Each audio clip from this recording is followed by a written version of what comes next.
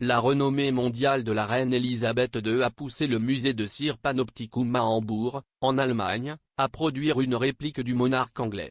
Cependant, la version en cire de la reine est très différente de l'original car elle n'a qu'une demi-tête de cheveux.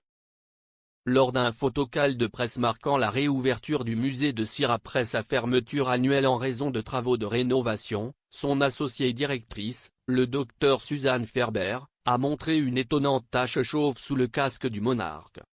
Le musée, a déclaré le docteur Ferber, choisit parfois de ne pas donner une crinière complète aux statues portant des chapeaux en raison du prix élevé des cheveux.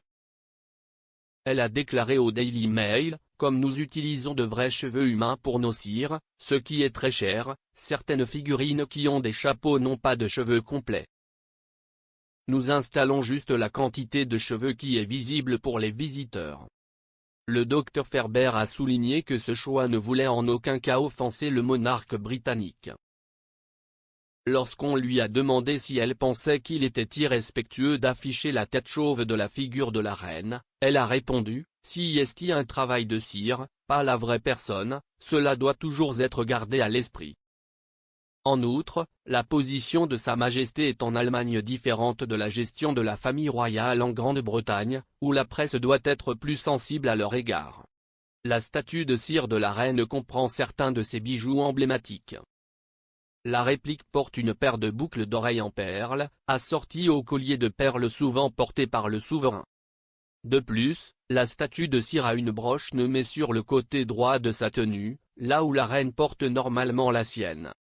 La réplique du souverain britannique revêt également un manteau rose vif avec un chapeau assorti, des gants blancs et le sac à main noir de confiance de la reine.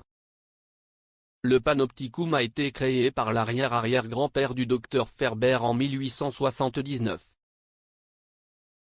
Il compte plus de 120 personnages de cire, dont l'ancien président américain Donald Trump, l'activiste climatique Greta Thunberg, l'ancienne chancelière allemande Angela Merkel et le pape Benoît XVI. Chaque année, les statues sont soigneusement nettoyées et, si nécessaire, réparées. Les travaux d'entretien effectués pendant la période de fermeture comprennent le lavage à sec des vêtements des statues, le lavage de leurs cheveux, le nettoyage de leur visage et la protection de la cire avec des papiers anti-mites. La réouverture du Panopticum intervient alors que la vraie reine séjourne à Sandringham Wood Farm. Le monarque y a été héliporté dimanche et devrait rester au chalet de 5 chambres pendant quelques semaines, jusqu'au 6 février au moins.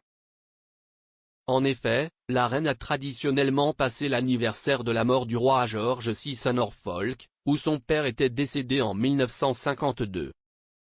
Le séjour de cette année à Sandringham est encore plus émouvant car il survient après la mort du prince Philippe en avril. De plus, cette année, l'anniversaire de la mort de George VI coïncide également avec le début du jubilé de platine de la reine. Une série d'événements célébrant cette étape historique ont déjà été programmés pour l'été. Entre le 2 et le 5 juin, les Britanniques profiteront d'un long week-end férié et pourront se joindre à de nombreuses fêtes de rue organisées pour célébrer le souverain. Le jour férié comprendra également le premier défilé Trooping the Colour à Londres depuis le début de la pandémie.